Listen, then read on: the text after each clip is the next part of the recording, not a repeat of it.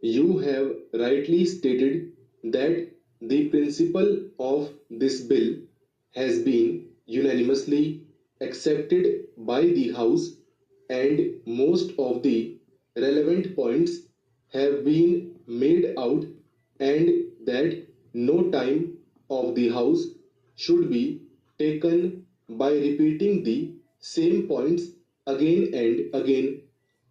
One of the points on which I want to lay stress, and which is being disputed again and again by the Treasury benches, is the question of cottage industries. Though you pointed out to them yesterday that there is provision in this bill to take into consideration the cottage industries also, and the Honorable the Deputy Minister realized it again, there was a point raised by Mr. Sidhwa today, and the Honorable Speaker, who was in the chair at the time, said that the scope of the bill is confined only to the consideration of protection to industries as against foreign industries, that is, to give protection to the indigenous industries as against imported goods, and the question of cottage industry does not come in here.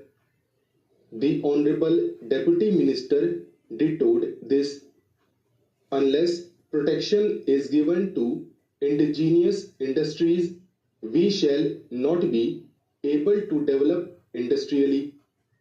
I wholeheartedly support this proposition. I am not against it. When I speak of cottage industries, I do not for a moment think that our country should not be developed on the same lines as the other countries in the world. I want that every villager should have the same amenities that we sitting in this house have.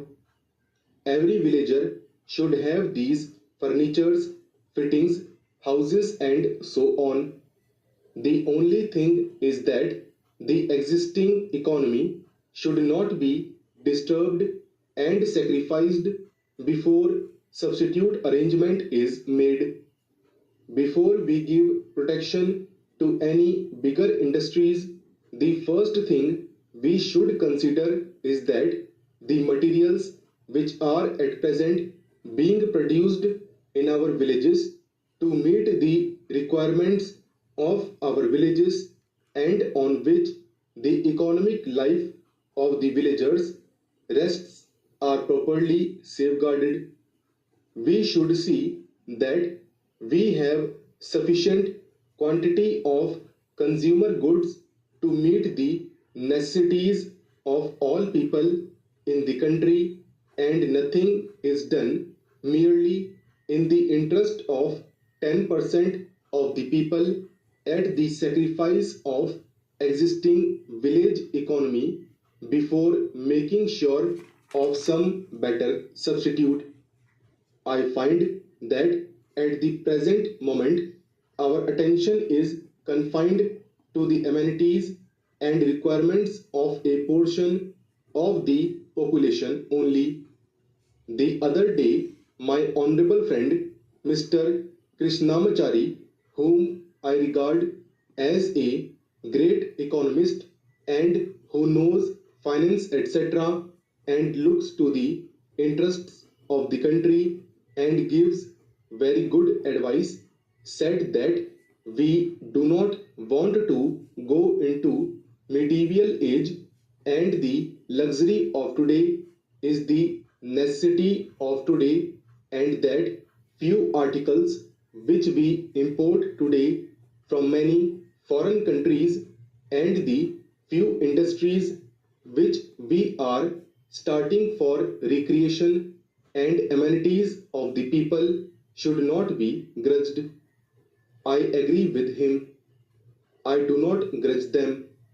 But looking to the condition as it is today and the circumstances under which we are placed and over which we have no control, if we want to develop our country on the same basis as other countries have done industrially and otherwise, we do not have at our command all the necessary materials and we simply cannot do it with the speed we want.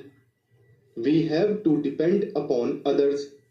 So, at least during the transitional period, it may be that the necessities of yesterday may have to be regarded as the luxuries of today and for some time have to take to austerity to be squarely distributed.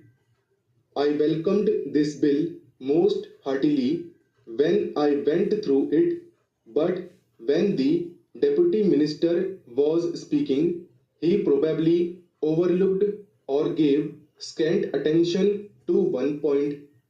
I am referring to clause 12 in regard to the reference of the Commission on matters arising out of protection. Of the things mentioned, there are different sectors of the country's economy on which the Commission may inquire and report. Whenever we start new industries and give protection to them, this clause is always neglected. It should not be merely that the central government may also refer, but they must refer to this as one of the conditions under clause 14.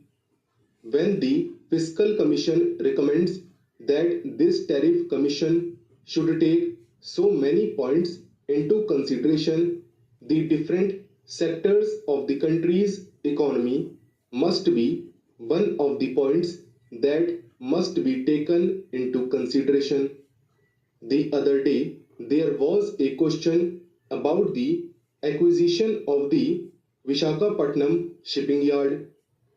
When we had to pay rupees 2 to 3 crores for acquiring it, one of the points we took into consideration was the unemployment of 4,000 workers, and for keeping them in employment, we suffered a loss in view of the agitation that was carried on.